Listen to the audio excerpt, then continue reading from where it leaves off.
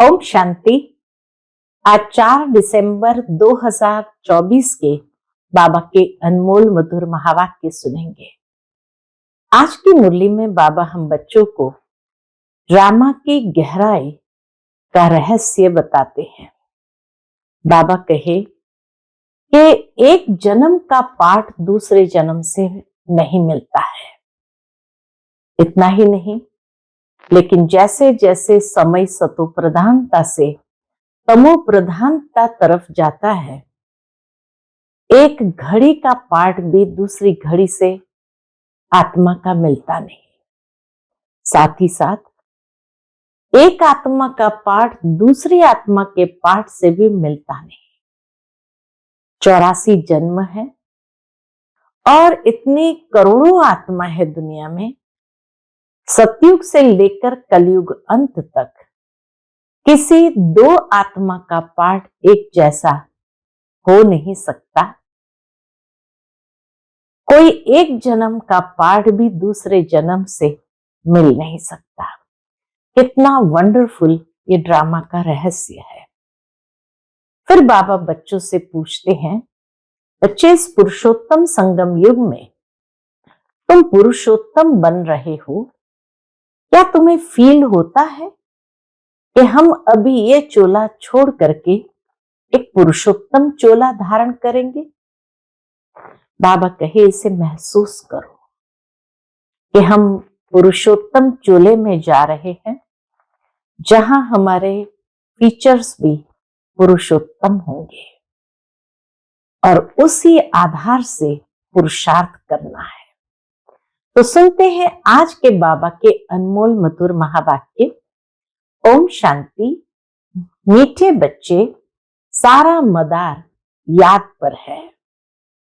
याद से ही तुम मीठे बन जाएंगे। इस याद में ही माया की युद्ध चलती है। आज की मुरली से प्रश्न है, इस ड्रामा में कौन सा राज बहुत विचार करने योग्य है, जिसे तुम बच्चे ही जानते हो?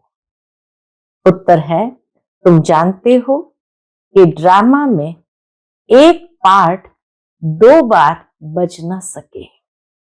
सारी दुनिया में जो भी पार्ट बजता है वह एक दो से नया है। तुम विचार करते हो कि सतयुग से लेकर अब तक कैसे दिन बदलते जाते हैं, सारी एक्टिविटी बदल जाती है। आत्मा में 5000 वर्ष की एक्टिविटी का रिकॉर्ड भरा हुआ है, जो कभी बदल नहीं सकता। यह छोटी सी बात तुम बच्चों के सिवाय और किसी की बुद्धि में नहीं आ सकती। ओम शांति। रूहानी बाप रूहानी बच्चों से पूछते हैं, क्या पूछते हैं? मीठे मीठे बच्चे, तुम अपना भविष्य का पुरुषोत्तम मुख, पुरुषोत्तम चोला देखते हो?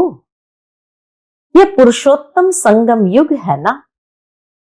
तुम फील करते हो कि हम फिर नई दुनिया सतयुग में इनकी वंशावली में जाएंगे, लक्ष्मी नारायण की वंशावली में जाएंगे, जिसको सुखधाम कहा जाता है। वहां के लिए ही तुम अभी पुरुषोत्तम बन रहे हो। बैठे बैठे ये विचार आना चाहिए। स्टूडेंट जब पढ़ते हैं तो उनकी बुद्धि में यह जरूर रहता है, कल हम यह बनेंगे। लक्ष्य हमेशा बुद्धि में रहता है कोई भी स्टूडेंट्स को। वैसे तुम भी जब यहां बैठते हो तो भी जानते हो कि हम विष्णु की डिनाइस्टी में जाएंगे। तुम्हारी बुद्धि अब अलौकिक है और किसी मनुष्य की बुद्धि में यह बातें रमण नहीं करती होगी। यह कोई कॉमन सत्संग नहीं है। यहां बैठे हो, समझते हो, सत बाबा जिसको शिव कहते हैं, हम उनके संग में बैठे हैं। शिव बाबा ही रचयिता है, वही इस रचना के आदि मध्य अंत को जानते हैं। वही ये नॉलेज देते हैं, जैसे कि कल की ही बात सुनाते हैं। यहां बैठे हो, यह तो याद होगा ना। बाबा कहे, यहां बैठे हो, यह तो याद होगा ना। इस वक्त हम आए हैं रीजेन्युएट होने, अर्थात हमारा नवीनीकरण हो रहा है। तो हम आए हैं रीजेन्युएट होने, अर्थात ये शरीर बदल दैवी शरीर लेने। आत्मा कहती है, हमारा ये तमो प्रधान पुराना शरीर है, इसको बदलकर ऐसा शरीर लेना है। कितनी सहज एम ऑब्जेक्ट है। पढ़ाने वाला टीचर जरूर पढ़ने वाले स्टूडेंट से होशियार होगा ना। पढ़ाने वाला टीचर जरूर पढ़ने वाले स्टूडेंट से होशियार होगा ना। पढ़ाते हैं, अच्छे कर्म भी सिखलाते हैं। ये पढ़ाई है ही हमारी अच्छे कर्म की, कैसे अच्छे कर्म करें। पढ़ाते हैं, अच्छे कर्म भी सिखलाते हैं। अभी तुम समझते हो हमको ऊंचते ऊंच भगवान पढ़ाते हैं, तो जरूर देवी देवता ही बनाएंगे। ये पढ़ाई है ही नई दुनिया के लिए, और किसको नई दुनिया का जरा भी पता नहीं है। ये लक्ष्मी नारायण नई दुनिया के मालिक थे। देवी देवताएं भी तो नंबरवार होंगे ना। सब एक जैसे तो हो भी ना सके, क्योंकि राजधानी है ना। ये ख्यालात तुम्हारे चलते रहने चाहिए। हम आत्मा अभी पतित से पावन बनने के लिए पावन बाप को याद करते हैं। आत्मा याद करती है अपने स्वीट बाप को। बाप खुद कहते हैं, तुम मुझे याद करेंगे तो पावन सतु प्रधान बन जाएंगे। सारा मदार याद की यात्रा पर है। बाप जरूर पूछेंगे। क्या पूछेंगे? बच्चे, मुझे कितना समय याद करते हो? याद की यात्रा में ही माया की युद्ध चलती है। तुम युद्ध भी समझते हो, यह यात्रा नहीं परंतु जैसे कि लड़ाई है। इसमें ही बहुत खबरदार रहना है। नॉलेज में माया के तूफान आदि की बात नहीं।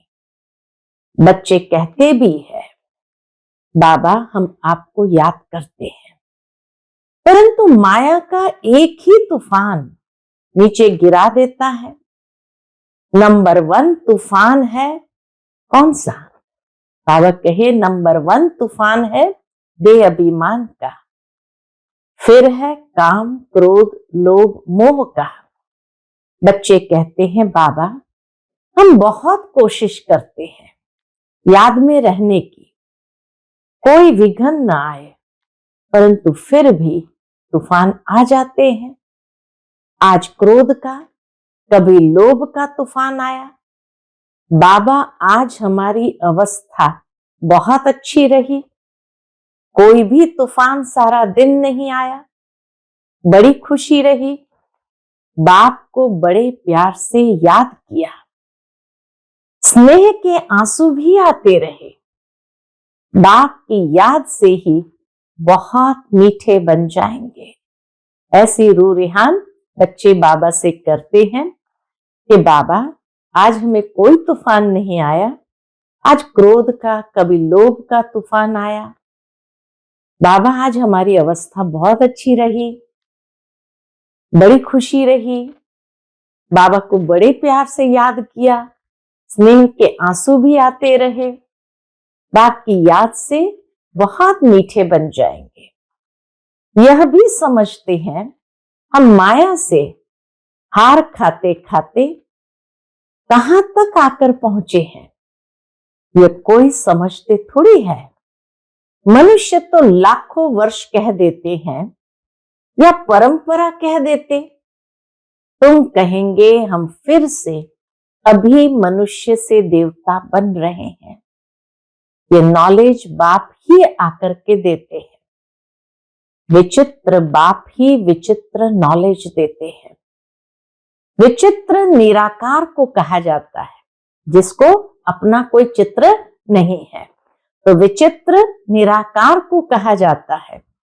निराकार कैसे ये नॉलेज देते हैं? बाप खुद समझाते हैं। क्या समझाते हैं? मैं कैसे इस तन में आता हूं। फिर भी मनुष्य मूंझते हैं, क्या एक इसी तन में आएगा? परंतु ड्रामा में यही तन निमित्त बनता है, जरा भी चेंज हो नहीं सकती। ये बातें तुम ही समझकर और दूसरों को समझाते हो। आत्मा ही पढ़ती है, आत्मा ही सीखती सिखलाती है। आत्मा मोस्ट वैल्यूएबल है। आत्मा अविनाशी है। सिर्फ शरीर खत्म होता है। हम आत्माएं अपने परमपिता परमात्मा से रचता और रचना के आदि मध्य अंत के 84 जन्मों की नॉलेज ले रहे हैं। नॉलेज कौन लेते हैं? हम आत्मा। हम आत्मा ने ही नॉलेजफुल बाप से मूल वतन सूक्ष्म वतन को जाना है। बाबा से ही हमने मूल वतन सूक्ष्म वतन को जाना है। मनुष्य को पता ही नहीं कि हमें अपने को आत्मा समझना है। मनुष्य तो अपने को शरीर समझ उल्टे लटक पड़े हैं। गायन है, आत्मा सत चित आनंद स्वरूप है। आत्मा की विशेषता बताई कि आत्मा सत चित आनंद स्वरूप है, अर्थात आत्मा का सत्य स्वरूप, उसकी चैतन्यता की अभिव्यक्ति आनंद से होती है। जब आनंद में है तो जैसे आत्मा जीवंत है, चैतन्य है, यही उसका सत्य स्वरूप है। परमात्मा की सबसे जास्ती महिमा है। एक बाप की कितनी महिमा है? वही दुख हरता सुख करता है। मच्छर आदि की तो इतनी महिमा नहीं करेंगे कि वह दुख हरता सुख करता ज्ञान का सागर है। नहीं, यह है बाप की महिमा। तुम बच्चे भी मास्टर दुख हरता सुख करता हो। तुम बच्चों को भी ये नॉलेज नहीं थी।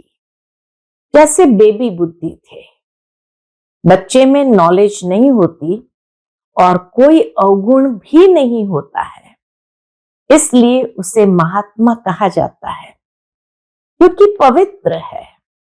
जितना छोटा बच्चा उतना नंबर 1 फूल है। बिल्कुल ही जैसे कर्मातीत अवस्था है, कर्म के लेप छेप से भी जैसे परे है।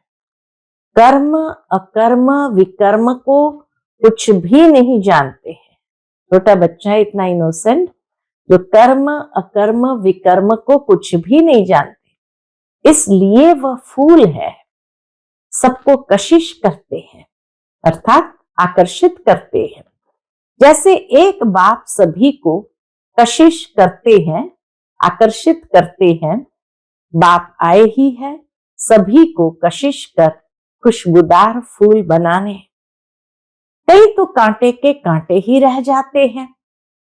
5 विकारों के वशीभूत होने वाले को कांटा कहा जाता है। कांटा यानी जो 5 विकारों के वशीभूत है उनको कांटा कहा जाता है। नंबर 1 कांटा है देह अभिमान का, जिससे और कांटों का जन्म होता है। कांटों का जंगल बहुत दुख देता है। किस्म किस्म के कांटे जंगल में होते हैं ना, इसलिए इसको दुख धाम कहा जाता है। नई दुनिया में कांटे नहीं होते, इसलिए उसको सुखधाम कहा जाता है। शिव बाबा फूलों का बगीचा लगाते हैं, रावण कांटों का जंगल लगाता है, इसीलिए रावण को कांटों की झाड़ियों से जलाते हैं और बाप पर फूल चढ़ाते हैं। इन बातों को बाप जाने और बच्चे जाने और न जाने कोई। तुम बच्चे जानते हो, ड्रामा में एक पार्ट 2 बार बज ना सके। बुद्धि में है, सारी दुनिया में जो पार्ट बजता है वह 1-2 से नया है। तुम विचार करो, सतयुग से लेकर अब तक कैसे दिन बदल जाता है, सारी एक्टिविटी ही बदल जाती है। 5000 वर्ष की एक्टिविटी का रिकॉर्ड आत्मा में भरा हुआ है, वह कभी बदल नहीं सकता। हर आत्मा में अपना अपना पार्ट भरा हुआ है। यह छोटी सी बात भी कोई की बुद्धि में आ न सके। इस ड्रामा के पास्ट, प्रेजेंट और फ्यूचर, भूतकाल, वर्तमान काल और भविष्य काल को तुम जानते हो। यह स्कूल है ना। पवित्र बन बाप को याद करने की पढ़ाई बाप पढ़ाते हैं। यह बातें कभी सोची थी कि बाप आकर ऐसे पतित से पावन बनाने की पढ़ाई पढ़ाएंगे? इस पढ़ाई से ही हम विश्व के मालिक बनेंगे। भक्ति मार्ग के पुस्तक ही अलग है, उसको कभी पढ़ाई नहीं कहा जाता है। शास्त्रों को कभी पढ़ाई नहीं कहा जाता है। ज्ञान के बिना सदगति हो भी कैसे? बाप बिना ज्ञान कहां से आए? शास्त्रों के नॉलेज को पढ़ाई नहीं कहेंगे। ज्ञान के बिना सदगति नहीं हो सकती, और परमात्मा बाप के बिना ज्ञान कहां से आए जिससे सदगति हो? सदगति में जब तुम होंगे तब भक्ति करेंगे। पूछते बाबा, जब तुम सदगति में होंगे, स्वर्ग में होंगे, तब भक्ति करेंगे? नहीं, वहां है ही अपार सुख, फिर भक्ति किस लिए करें? वहां कोई भी प्रकार का दुख तो है नहीं। ये ज्ञान अभी ही तुम्हें मिलता है। सारा ज्ञान आत्मा में रहता है। आत्मा का कोई धर्म नहीं होता। आत्मा जब शरीर धारण करती है, फिर कहते हैं फलाना इस धर्म का है। जितने भी दुनिया के लौकिक धर्म है, हिंदू, मुस्लिम, सिख, ईसाई, बाबा कहे ये सब देह के धर्म है, ये सब आत्मा के धर्म नहीं है। आत्मा का धर्म क्या है? एक तो आत्मा बिंदी मिसल है और शांत स्वरूप है, शांति धाम में रहती है। तो आत्मा का स्वधर्म शांति है। अभी बाप समझाते हैं, सभी बच्चों का बाप पर हक है। बहुत बच्चे हैं जो और धर्मों में कन्वर्ट हो गए हैं, वह फिर निकलकर अपने असली धर्म में आ जाएंगे। जो देवी देवता धर्म छोड़ दूसरे धर्म में गए हैं, वह सभी पत्ते लौट अपनी जगह पर आ जाएंगे। तुम्हें पहले पहले तो बाप का परिचय देना है। इन बातों में ही सब मूंझे हुए हैं। बाप का परिचय किसी के पास नहीं है, इसलिए सब मूंझे हुए हैं। तुम बच्चे समझते हो, अभी हमें कौन पढ़ाते हैं? बेहद का बाप। श्री कृष्ण तो देहधारी है, इनको यानी ब्रह्मा बाबा को भी दादा कहेंगे। तुम सब भाई भाई हो ना। फिर है मर्तबे के ऊपर, भाई का शरीर कैसा है, बहन का शरीर कैसा है। आत्मा तो एक छोटा सितारा है। इतनी सारी नॉलेज एक छोटे से सितारे में है। सितारा शरीर के बिगर बात भी नहीं कर सकता। सितारे को पार्ट बजाने के लिए इतने ढेर ऑर्गन्स मिले हुए हैं। तुम सितारों की दुनिया ही अलग है। परमधाम सितारों की दुनिया ही अलग है। आत्मा यहां आकर फिर शरीर धारण करती है। शरीर छोटा बड़ा होता है। आत्मा ही अपने बाप को याद करती है, वह भी जब तक शरीर में है। घर में आत्मा बाप को याद करेगी? नहीं, परम धाम में कोई भी आत्मा बाप को याद नहीं करेंगी। वहां कुछ भी मालूम ही नहीं पड़ता हम कहाँ हैं। आत्मा और परमात्मा दोनों जब शरीर में है तब आत्माओं और परमात्मा का मेला कहा जाता है। गायन भी है, आत्मा और परमात्मा अलग रहे बहुकाल। कितना समय अलग रहे? याद आता है कितना समय अलग रहे? सेकंड सेकंड पास होते 5000 वर्ष बीत गए। फिर 1 नंबर से शुरू करना है। एक्यूरेट हिसाब है। अभी तुमसे कोई पूछे इसने कब जन्म लिया था तो तुम एक्यूरेट बता सकते हो। श्री कृष्ण ही पहले नंबर में जन्म लेता है। शिव का तो कुछ भी मिनट सेकंड नहीं निकाल सकते।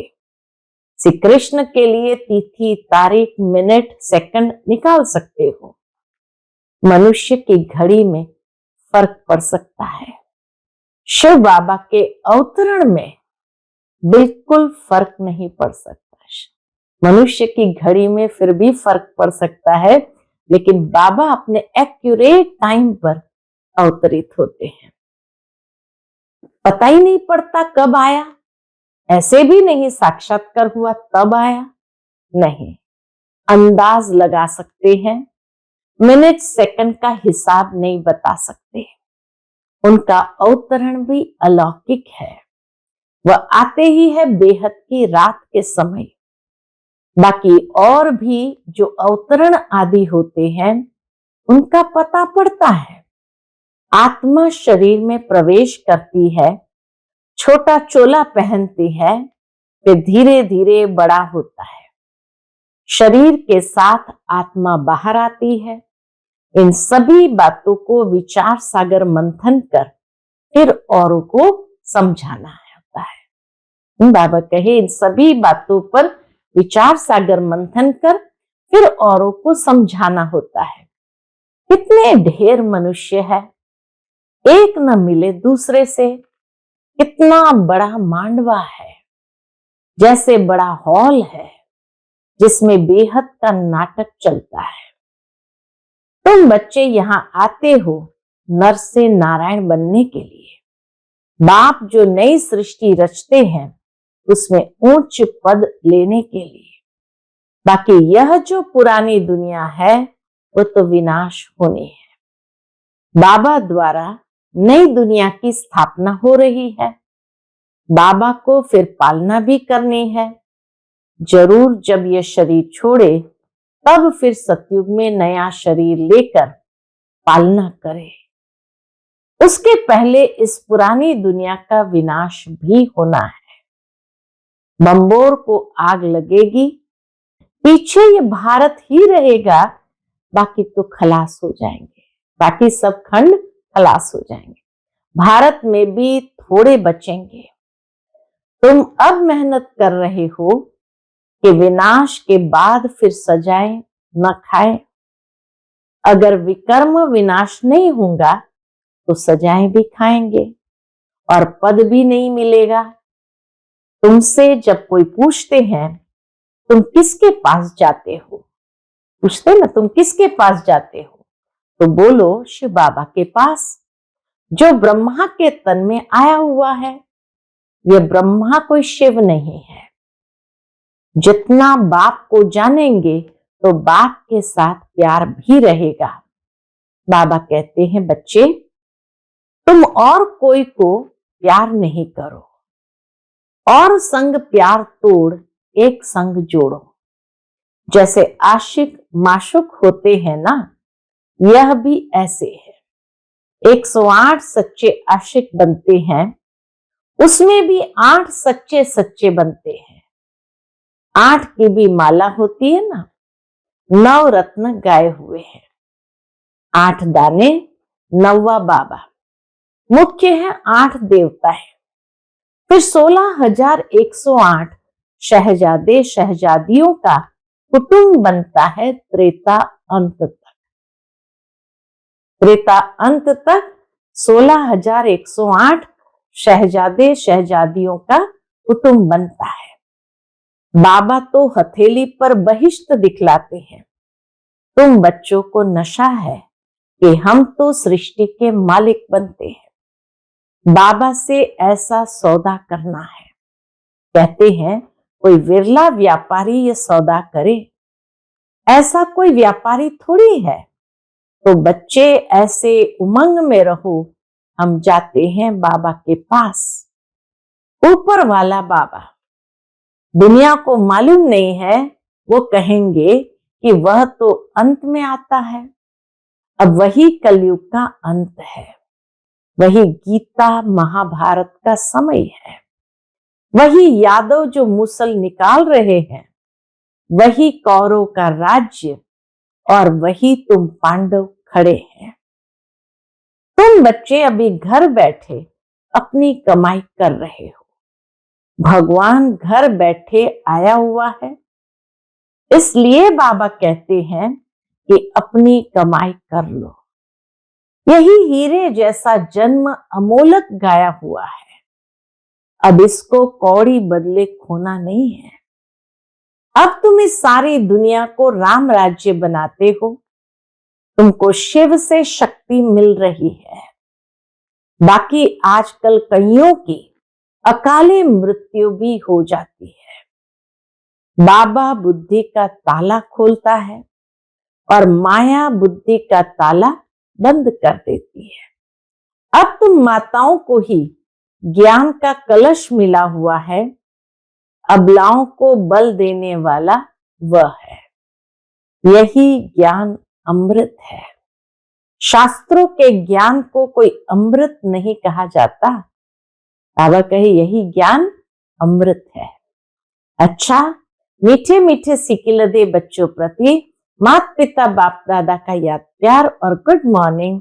रूहानी बाप की रूहानी बच्चों को नमस्ते। हम सभी रूहानी बच्चों की रूहानी माता पिता बाप दादा को याद प्यार, गुड मॉर्निंग और नमस्ते नमस्ते। शुक्रिया बाबा, शुक्रिया। आज की मुरली से धारणा के लिए मुख्य सार है। पहली पॉइंट, एक बाप की कशिश में रहकर, आकर्षण में रहकर खुशबूदार फूल बनना है। अपने स्वीट बाप को याद कर देह अभिमान के कांटे को जला देना है।